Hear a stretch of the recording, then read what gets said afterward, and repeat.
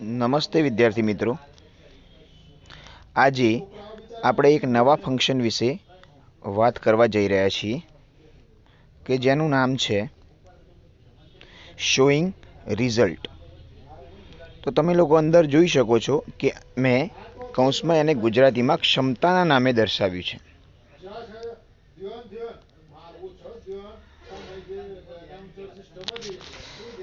Showing result એટલે કે ક્ષમતા દર્શાવવી. કોઈ પણ વ્યક્તિની કાર્ય કરવાની ક્ષમતા દર્શાવવા માટે આ ફંક્શનનો ઉપયોગ કરવામાં આવે છે. સૌથી પહેલાં તો એ વાત કરીએ. એટલે આની અંદર કંઈક એવું દર્શાવવામાં આવે છે કે કોઈ પણ કાર્ય કરવા માટે વ્યક્તિ સક્ષમ છે કે અસક્ષમ એ દર્શાવવા માટે આ ફંક્શનનો ઉપયોગ કરવામાં આવે છે. તો સૌથી પહેલાં જો લેંગ્વેજ આઇટમની આપણે વાત કરીએ તો લેંગ્વેજ આઇટમ તરીકે વપરાય છે too dot dot dot to, વપરાય છે dot dot dot enough to, so dot dot dot that, such dot dot dot that. હવે તમે જોઈ શકો છો કે દરેક લેંગ્વેજ આઇટમની બાજુમાં સક્ષમતા અને અસક્ષમતા દર્શાવ્યું છે. તો હવે સૌથી પહેલાં આપણે વાત કરીએ કે જો વાક્યની અંદર આપણે સો ડોટ ડોટ ડોટ ધેટ અથવા તો સચ ડોટ ડોટ ડોટ ધેટ લઈએ છીએ તો એ વાક્ય વ્યક્તિની સક્ષમતા અને અસક્ષમતા એ બંને દર્શાવે છે. જો વાક્ય તમે પોઝિટિવ લેશો તો એ સક્ષમતા દર્શાવશે અને જો વાક્ય તમે નેગેટિવ લેશો તો એ અસક્ષમતા દર્શાવશે. કાર્ય સક્ષમ છે કે અસક્ષમ એ મોટે ભાગે એડજેક્ટિવ પર એટલે કે વિશેષણ પરથી નક્કી કરવામાં આવે છે. હવે યાદ રાખો કે સો ધેટ અને સચ ધેટથી બનાવવામાં આવેલા સક્ષમતા દર્શક વાક્યો એ બીજા ઇનઅપ ટુ વડે બનાવી શકાય છે અને સો ધેટ અથવા સચ ધેટથી બનાવેલા અસક્ષમતા દર્શક વાક્યો જે છે એ TOO ડોટ ડોટ ડોટ ટુથી બનાવી શકાય છે. તો હવે આપણે એની વાક્ય રચનાઓ વિશે વાત કરીએ. તો યાદ રાખો કે તમને પરીક્ષામાં કેટલા સુધીનો ભાગ આપ્યો હશે અને કેટલાથી તમારે લખવાનો રહેશે. તો આપણે એની વાત કરીએ. સૌથી પહેલાં તમને હું સો ડોટ ડોટ ડોટ ધેટની વાક્ય રચના સમજાવું. તો યાદ રાખો કે તમને એક્ઝામમાં એક સબ્જેક્ટ આપ્યો હશે, એક હેલ્પિંગ વર્બ અને વર્બ આપ્યું હશે અને પછી સો આપ્યું હશે. તો સો અને ધેટ વચ્ચે જે શબ્દ મૂકવાનો છે એ એડજેક્ટિવ મૂકવામાં આવે છે. આ એડજેક્ટિવ જો સક્ષમતા દર્શક હશે તો વાક્ય હકાર બનશે. આ એડજેક્ટિવ જો અસક્ષમતા દર્શક હશે તો વાક્ય નકાર બનશે. તો ધેટ મૂક્યા પછી તમારે જે પણ સબ્જેક્ટ આગળ આપેલો હોય એનું જ સર્વનામ ઉપયોગ કરવાનું. ત્યારબાદ વાક્યમાં હકાર બનાવો તો કેન અથવા કુડ અને નકાર બનાવો તો કાન્ટ અથવા કુડન્ટ વાપરવું. કેન કે કુડ વાપરવા પાછળનો નિયમ શું છે? તો જે આગળ શોઈંગ પર્પઝમાં શીખવાડ્યું હતું એનો એ જ નિયમ છે કે જો અહીંયા આવતું ક્રિયાપદ V1 સ્વરૂપે હશે તો કેન, V2 સ્વરૂપે હશે તો કુડ, હેવ હેઝ સાથે V3 હશે કેન, હેવ હેઝ સાથે V3 નહીં પરંતુ હેડ સાથે V3 હશે તો કુડ. એ વસ્તુનું ખાસ ધ્યાન રાખવું. અને હવે જે તમને કેન કુડ પછી એક V1 આપવામાં આવ્યું છે એ V1 એ જ કાર્ય છે કે જે કાર્ય કરવા માટે વ્યક્તિ સક્ષમ છે અથવા તો વ્યક્તિ અસક્ષમ છે.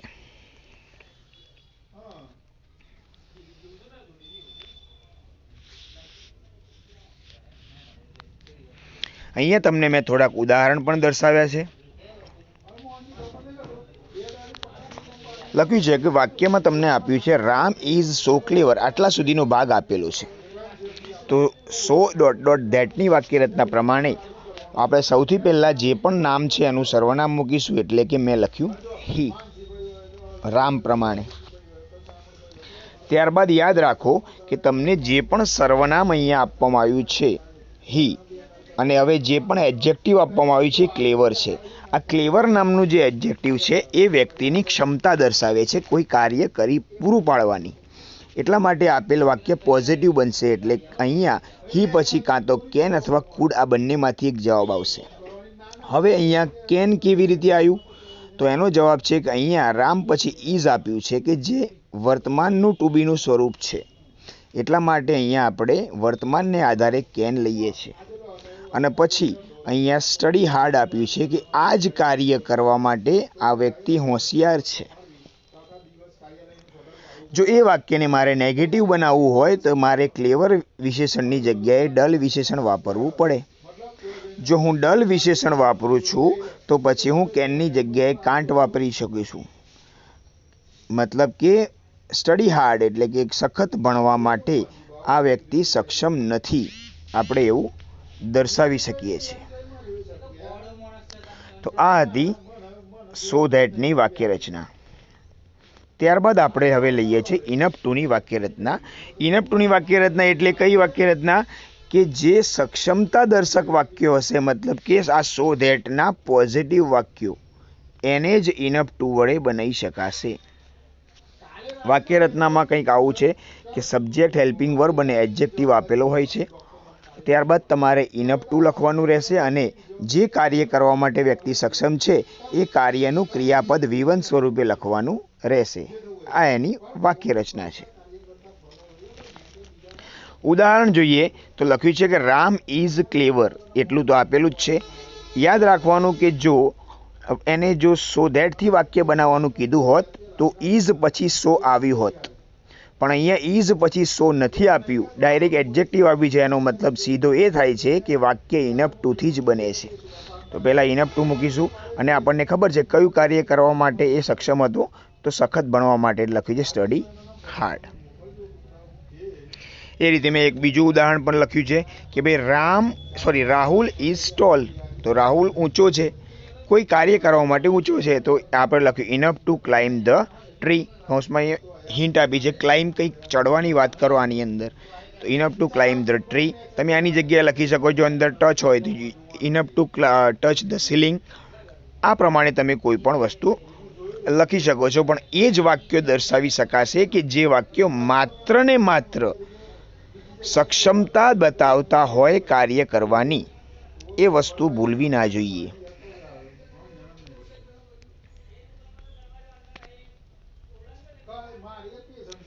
હવે આપણે અંતિમ વાક્યરચના તરફ આગળ વધીએ કે જે નકારદર્શક વાક્યો દર્શાવે છે, પણ જેને આપણે ટુ વડે બનાવી શકીએ છીએ. તો યાદ રાખો કે આ એવા નકાર વાક્યો છે કે જેની અંદર નોટ નથી આવતું, પરંતુ TOO અને TO દર્શાવવાથી એ વાક્યનો મિનિંગ નકારદર્શક થાય છે. તો યાદ રાખવું કે જ્યારે એ વાક્યનું ગુજરાતી કરવામાં આવશે તો પાછળ ન એવો શબ્દ અવશ્ય લાગશે. વાક્યરચનામાં છે સબ્જેક્ટ ને હેલ્પિંગ વર્બ અથવા વર્બ, ત્યારબાદ ટુ અને બીજું ટુ, એના વચમાં છે એડજેક્ટિવ. અને આ એ કાર્ય છે કે જે કાર્ય કરવા માટે વ્યક્તિ અસક્ષમ છે, સક્ષમ નથી. એનું આપણે ખાસ ધ્યાન રાખીશું. અહીંયા આપણને આપ્યું છે કે રામ ઇઝ ટુ આપ્યું હોય એનો મતલબ યાદ રાખવાનો કે વિશેષણ એવું લો કે જે અસક્ષમતા બતાવે. તો અહીંયા મેં લીધું ડલ, એના પછી વાક્યરચના પ્રમાણે છે ટુ. કયું કાર્ય કરવા માટે અસક્ષમ છે? તો સખત ભણવા માટે. તો આનું મિનિંગ ગુજરાતી કંઈક એવો થશે કે Ram is too dull to study hard, એટલે રામ એટલો ડફોડ છે કે સખત ભણી શકે નહીં.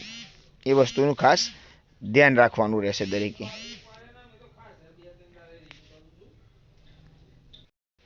એ રીતે અહીંયા એક બીજું ઉદાહરણ પણ દર્શાવવામાં આવ્યું છે કે Ram is too short to climb the tree. એનો મતલબ રામ એટલો ટૂંકો છે કે ઝાડ પર ચડી શકે નહીં.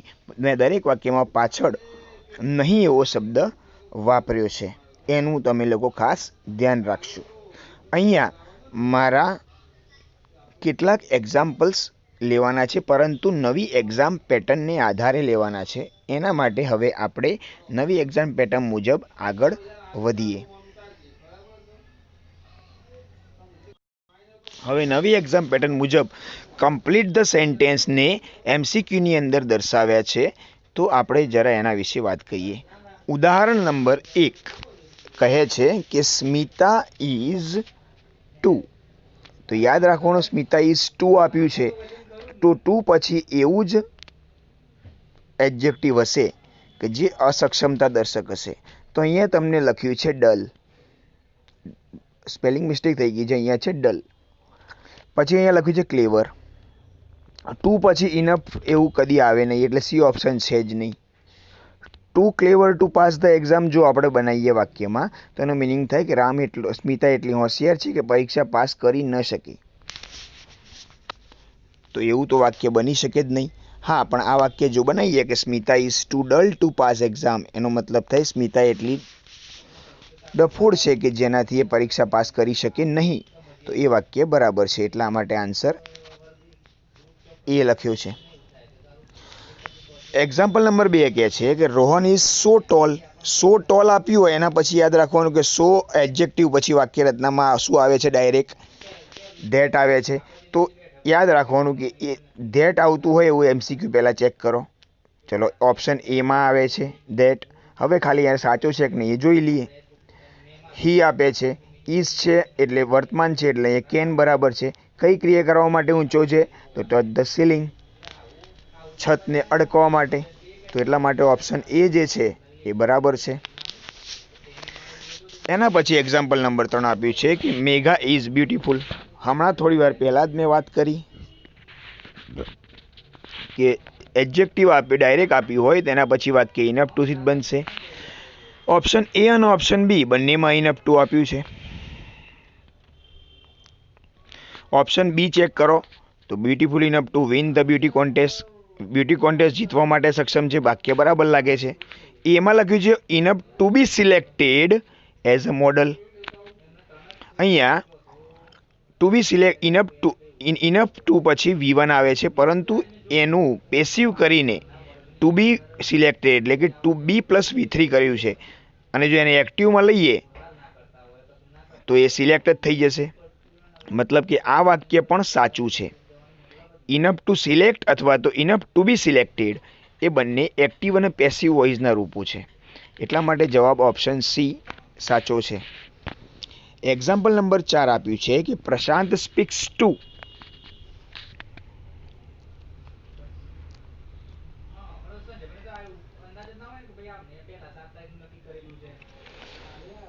તો અહીંયા લખ્યું છે ફાસ્ટ ટુ અન્ડરસ્ટેન્ડ હિમ. એનો મિનિંગ શું થાય? કે એટલું ઝડપી બોલે છે કે એને સમજી શકાય નહીં.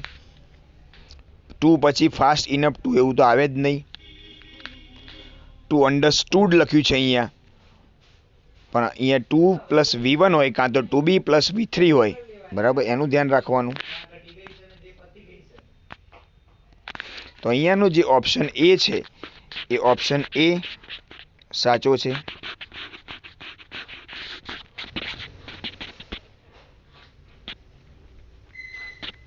હવે આગળ વાત કરીએ એક્ઝામ્પલ નંબર 5ની. તો એક્ઝામ્પલ નંબર 5ની અંદર એવું દર્શાવવામાં આવ્યું છે ઇટ વોઝ સચ. સચ પછી આવતું વાક્ય હંમેશા આર્ટિકલ દર્શાવે છે. સચ પછી આવતો શબ્દ હંમેશા આર્ટિકલ દર્શાવે છે. તો આર્ટિકલ દર્શાવતું હોય એ વાક્ય છે અ અને એ ઓપ્શન બી અને ઓપ્શન ડી દર્શાવે છે. તેને જોઈએ તો અહીંયા ઇટ વોઝ આપ્યું છે, તો અહીંયા આઈ કેન લખ્યું છે અને અહીંયા આઈ કુડન્ટ લખ્યું છે. આઈ કેન નોટ ને આઈ કુડન્ટ. તો વોઝ છે તો ઓબ્વિયસલી ઓપ્શન ડી જ સાચો ગણાશે. ત્યારબાદ એક્ઝામ્પલ નંબર 6 આપણને આપ્યું છે. એક્ઝામ્પલ નંબર 6ની અંદર આપણને દર્શાવે છે કે જોસેફ ઇઝ લખે છે કે too tired to finish his work, tired enough to finish his work, so tired that he can't finish his work. Joseph is tired enough to finish his work, મતલબ કે એનો મિનિંગ એવો થાય કે Joseph એટલો થાકી ગયો છે, પોતાનું કામ પૂરું કરવા માટે પર્યાપ્ત થાકેલો છે. જો ટાયર્ડ નામનું વિશેષણ લેવું હોય તો એ કાર્ય ન કરી શકે, એ આપણે બધાને ખબર છે. એટલે ઇનફ ટુ વાળું વાક્ય તો બનશે જ નહીં. હા, એક ટુ વાળું વાક્ય બની શકે છે અને સો ધેટમાં નકાર વાક્ય બની શકે છે. તો બંને ઓપ્શન તમે જોઈ શકો છો, એ અને સી. એટલા માટે ઓપ્શન ડીમાં મેં એ અને સી દર્શાવ્યું છે.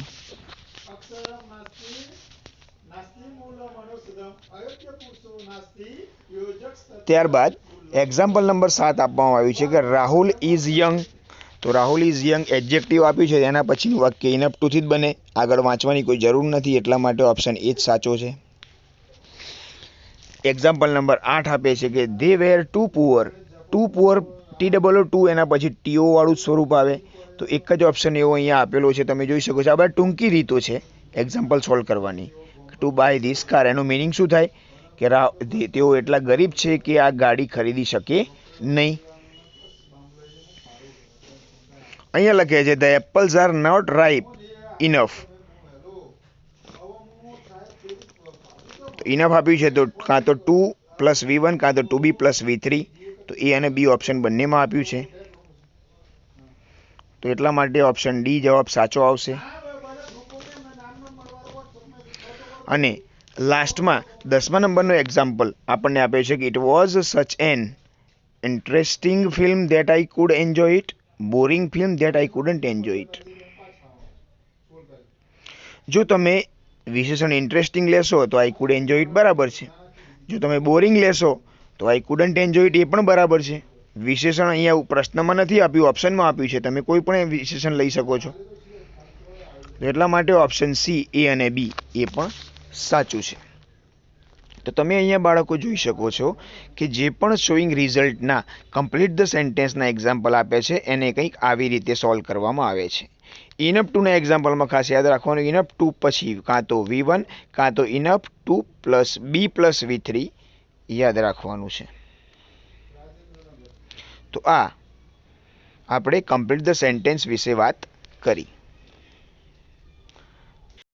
હવે આપણે શોઈંગ રિઝલ્ટના રિસ્પોન્ડ ધ સેન્ટેન્સ એટલે કે કમ્પ્લીટ ધ ડાયલોગ વિશે વાત કરીએ, કે જેમાં એક્ઝામ્પલ નંબર 1 આપણને કહે છે કે Amisha said why did you get up so late. રેનુમાં બ્લેન્ક આપી છે. સૌથી પહેલાં આવા ઓપ્શન્સમાં ચેક કરવાનું કે લેંગ્વેજ આઇટમ્સ ફંક્શનની આપેલી છે કે નહીં. તો જોઈએ અહીંયા એ ઓપ્શનમાં એક લેંગ્વેજ આઇટમ છે ટુ આપી છે. બી, સી અને ડીમાં બાકીની કોઈ લેંગ્વેજ આઇટમ આપી નથી. એટલા માટે આપણે વાક્યને વાંચ્યા વગર જ ઓપ્શન એ જવાબ લખી શકીએ છીએ. જ્યારે વાક્યમાં એક લેંગ્વેજ આઇટમ આપી હોય તો ડાયરેક્ટ તમે MCQનો જવાબ લખી શકો છો. 2 આપી હોય તો બંનેને એકવાર ચેક કરવી જરૂરી છે. પરંતુ 3 લેંગ્વેજ આઇટમ જો આમાં આપી હશે તો આમાં એક વાત સરળતા એવી રહેશે કે જો ભાઈ ટુ વાળી પણ આપી છે, ઇનફ 2 વાળી પણ લેંગ્વેજ આઇટમ આપી છે અને સો ધેટ વાળી પણ આપી છે. તો એ તમને હમણાં થોડી વાર પહેલાં જેમ મેં દર્શાવ્યું તો એવું યાદ છે કે જો સો ધેટનું હકાર વાક્ય હોય તો ઇનફ 2 થી બને છે, સો ધેટનું નકાર વાક્ય હોય તો ટુ થી બને છે. તો જો ટુ ઇનફ 2 બંને આપે છે અને સાથે સો ધેટની પણ એક આપી છે તો કોઈ એક એ ઇનફ 2 અથવા ટુ સાથે મેચ થશે, મતલબ કે એ બંને વાક્યો એક જેવા જ હશે. તો જો એક જેવા વાક્યો હોય એ કદી જવાબ હોઈ શકે નહીં. જે અલગ પડતો હોય એ જ એનો જવાબ હોય, એવું ખાસ યાદ રાખવાનું. ફરીથી કહું છું કે જ્યારે 3 લેંગ્વેજ આઇટમ આપી હોય ઇનફ 2, ટુ અને સો ધેટમાંથી હકાર અથવા નકાર, તો જો હકાર હશે તો ઇનફ 2 સાથે મેચ થશે, નકાર હશે તો ટુ સાથે મેચ થશે. તો જે બે મેચ થાય છે એ કદી જવાબ હોઈ શકે નહીં. જેમ એક્ઝામ્પલ આવશે એ પ્રમાણે હું વાત આગળ કરતો રહું છું. એક્ઝામ્પલ નંબર 2 એવું કહે છે કે Renu are you satisfied with your preparation Suketu. તો સુકેતુ કહે છે કે યસ. હવે સૌથી પહેલાં મેં કીધું એ પ્રમાણે ચેક કરી લેવાનું કે લેંગ્વેજ આઇટમ્સ આપેલી છે કે નહીં. તો લેંગ્વેજ આઇટમમાં એકમાં આપ્યું છે એમ ઓપ્શનમાં ઇનફ 2 છે ને ઓપ્શન સીમાં આપ્યું છે સો ધેટ. પણ આપણને યાદ હોવું જોઈએ કે સો ધેટની વાક્ય રચનામાં ફરજિયાતપણે કેનકુડ દર્શાવેલું હોય, આમાં નથી દર્શાવેલું, એટલે ઓટોમેટિકલી જવાબ તમારો એ સાચો પડે છે. MCQને લખવાની એક અલગ જ પેટર્ન હોય છે, જે એ આપણને આવડી જાય તો આપણે મોટાભાગના વાક્યો વાંચ્યા વગર અથવા તો સમજ્યા વગર જ એનો જવાબ લખી શકીએ છીએ. હવે એક્સરસાઇઝ આપી છે એક, જોઈએ કે ભાઈ એ નામનો કોઈ વ્યક્તિ કહે છે કે why didn't he come to school. તો બીમાં સૌથી પહેલાં આપણને ચેક કરી લઈએ કે અહીંયા કેટલી લેંગ્વેજ આઇટમવાળા વાક્યો છે. તો જોઈએ કે ભાઈ ઓપ્શન બીમાં એક લેંગ્વેજ આઇટમ આપી છે અને ઓપ્શન સીમાં એક લેંગ્વેજ આઇટમ આપી છે. તો હવે આ તો 2 લેંગ્વેજ આઇટમ થઈ. તો હવે આપણે ચેક કરશું કે બંનેમાંથી કયું વાક્ય સાચું છે. બંનેની અંદર ચેક કરી લઈએ કે ભાઈ એડજેક્ટિવ શું આપ્યું છે. તો અહીંયા એડજેક્ટિવ આપ્યું છે લેટ અને આમાં પણ આપ્યું છે લેટ. તો જો લેટ નામનું જે એડજેક્ટિવ હોય એ અસક્ષમ ક્રિયા દર્શાવે અને અસક્ષમ ક્રિયાઓ હંમેશા થી જ બનાવવામાં આવે છે. તો એટલા માટે ઓપ્શન બી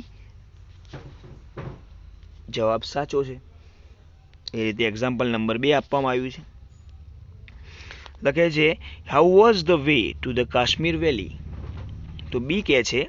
હવે એના માટે સૌથી પહેલાં આપણે ચેક કરવાની કે ભાઈ લેંગ્વેજ આઇટમ્સ કઈ આપી છે. તો એક લેંગ્વેજ આઇટમ આપી છે સો ધેટ વાળી. બીજામાં ઓપ્શન ડી આપ્યો છે ટુ વાળો.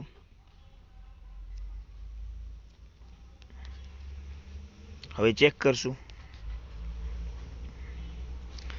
એકમાં લખે છે કે too hilly for us to drive fast.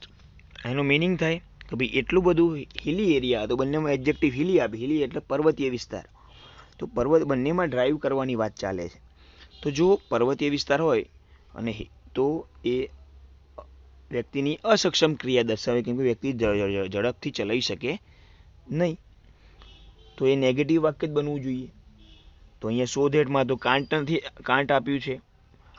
ક્યાંટ આપ્યું જ નથી, કેન આપ્યું છે. અને એકચ્યુઅલી અહીંયા એક બીજી પણ ભૂલના કારણે એ ઓપ્શન નહીં આવે. કેમ કે અહીંયા ક્વેશ્ચનમાં તમને વોસ પૂછવામાં આવ્યું છે. તો જો આગળ જ વોસ છે અને આગળ પણ તમને ઇટ વોઝ સો હિલી આપ્યું છે તો અહીંયા જવાબની અંદર કુડન્ટ આપ્યું હોત તો જવાબ સાચો હોત. પણ હવે એવું નથી આપ્યું એટલે ઓપ્શન ડી એ તમારો જવાબ છે.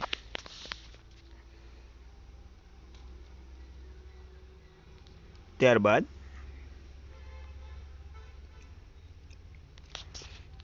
ક્વેશ્ચન નંબર 3 એની વાત કરીએ. એમાં લખ્યું છે કે Renuka can not read English book. તો બીમાં પહેલાં લેંગ્વેજ આઇટમ ચેક કરી લો કે ચલો ઓપ્શન નંબર એ છે એમાં ટુ આપ્યું છે. ઓપ્શન નંબર બી એમાં ઇનફ ટુ આપ્યું છે. ઓપ્શન સી એમાં સો ધેટ આપ્યું છે. મેં હમણાં જે વાત કરી કે ટુ હોય, ઇનફ ટુ હોય અને સો ધેટ પણ હોય. સો ધેટમાં હકાર અથવા નકાર બંનેમાંથી ગમે તે એક હશે. તો જોઈ લેવાનું પહેલાં સો ધેટ ચેક કરવાનું કે સો ધેટમાં શું વાક્ય આપ્યું છે. તો સો ધેટમાં હકાર વાક્ય આપ્યું શી કુડ લખ્યું છે.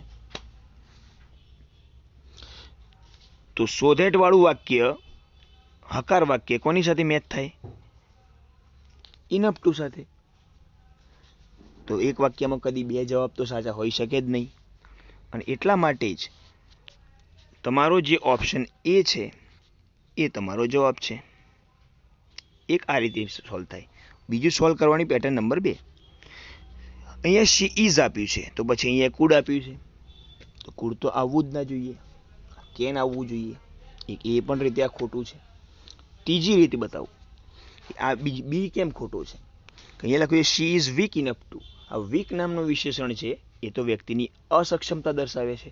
તો ઇનફ ટુ સાથે ક્યાંથી આવ્યું? ઇનફ ટુ સાથે આવે જ નહીં. અને એ આ 3 કારણોસર ઓપ્શન એ એ તમારો જવાબ છે.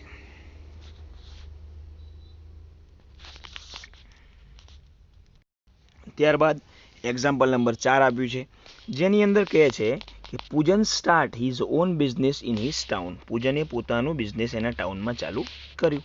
હવે ઓપ્શનની વાત કરીએ તો અહીંયા જુઓ તો આપણને અહીંયા એક ટુ આપે છે, ઇનફ ટુ પણ આપે છે, 2 ઓપ્શન આપે છે.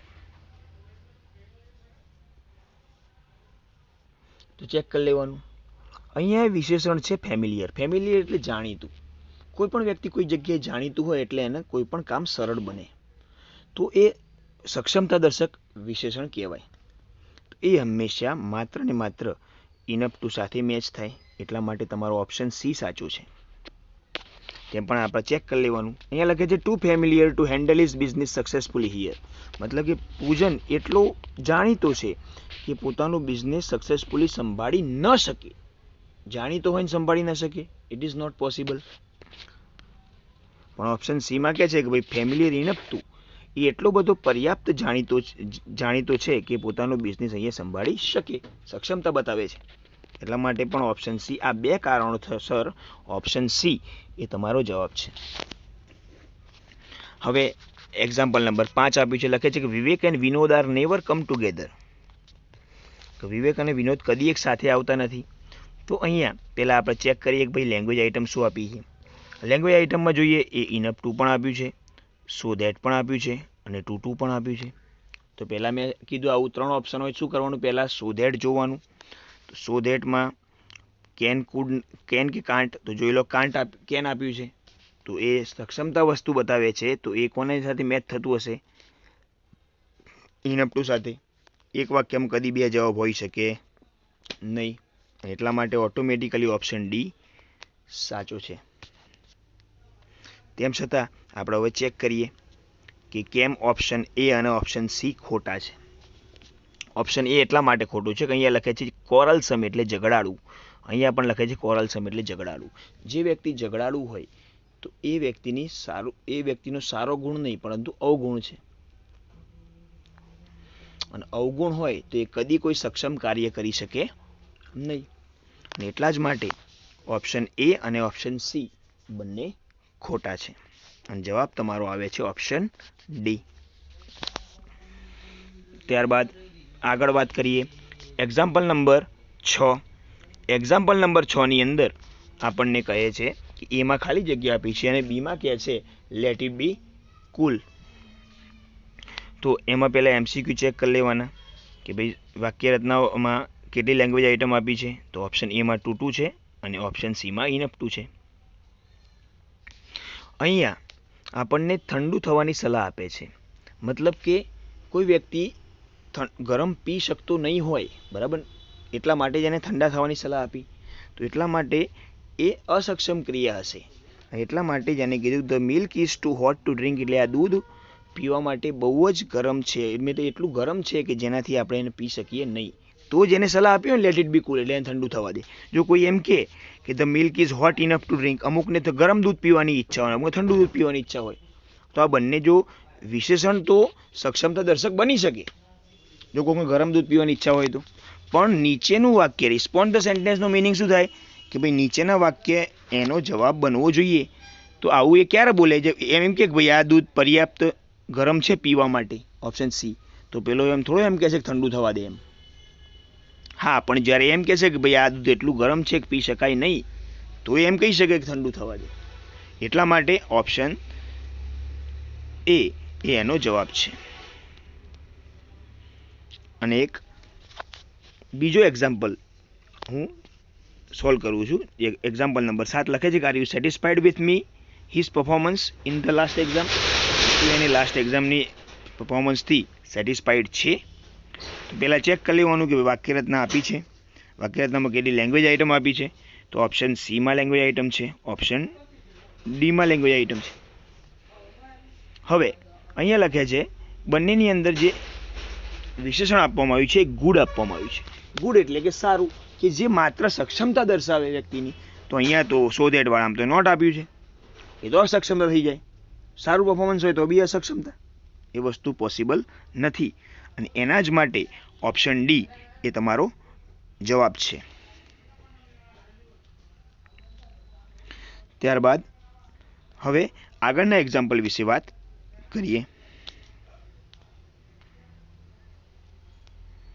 એમાં એવું કહે છે કે નો બડી કેન અન્ડરસ્ટેન્ડ, સોરી આપણે આગળના એક્ઝામ્પલની વાત કરીએ કે why was Riya tired from job. Riya નોકરીમાંથી કેમ થાકી ગઈ. તો પહેલાં તો લેંગ્વેજ આઇટમ ચેક કરી લેવાની. લેંગ્વેજ આઇટમ ચેક કરીએ તો આપણને અહીંયા આપે છે એક ટુ ટુ, બીજું ઇનઅપ ટુ અને પાછું સો ધેટ પણ આપ્યું છે. 3 આપી તો સિસ્ટમ જૂની જ વાપરવાની. સો ધેટમાં નેગેટિવ છે ના પોઝિટિવ છે, જોઈ શકો તમે એ લોકો. તો એ પોઝિટિવ હોય તો ઇનઅપ ટુ સાથે મેચ થશે. એક વાક્યમાં 2 જવાબ પોસિબલ નથી, એટલે બી અને ડી જવાબ નથી, પરંતુ જવાબ છે ઓપ્શન એ. આ પહેલી પદ્ધતિ. પદ્ધતિ નંબર 2 શું કહે છે, પહેલાં ચેક કરો વિશેષણ શું છે. તો દરેકની અંદર સ્લો વિશેષણ આપ્યું છે. તો જો સ્લો વિશેષણ હોય, ધીમું, કોઈ વ્યક્તિ કોઈ પણ કાર્ય ધીમું કરતું હોય તે કદી સક્ષમતા દર્શક કહેવાય નહીં, અને એટલા માટે જ એને અસક્ષમતા દર્શક વાક્યમાં જ ફેરવવું પડે. એટલા માટે તમારો જવાબ છે આની અંદર ઓપ્શન એ. તો આ રીતે થોડાક 2 એક્ઝામ્પલ હું તમને જાતે કરવા માટે આપું છું. આશા છે કે તમને શોઈંગ રિઝલ્ટની આ વાક્ય રચનાઓમાં કમ્પ્લીટ ધ સેન્ટેન્સમાં અને રિસ્પોન્ડ ધ સેન્ટેન્સની અંદર ખ્યાલ આવ્યો હશે. તો આજના લેક્ચરમાં બસ આટલું જ. આ લેક્ચર સાથે તમને આનું રાઇટિંગ ટાસ્ક પણ મોકલવામાં આવશે, જે દરેક લખી લેશે. Thank you so much and good bye.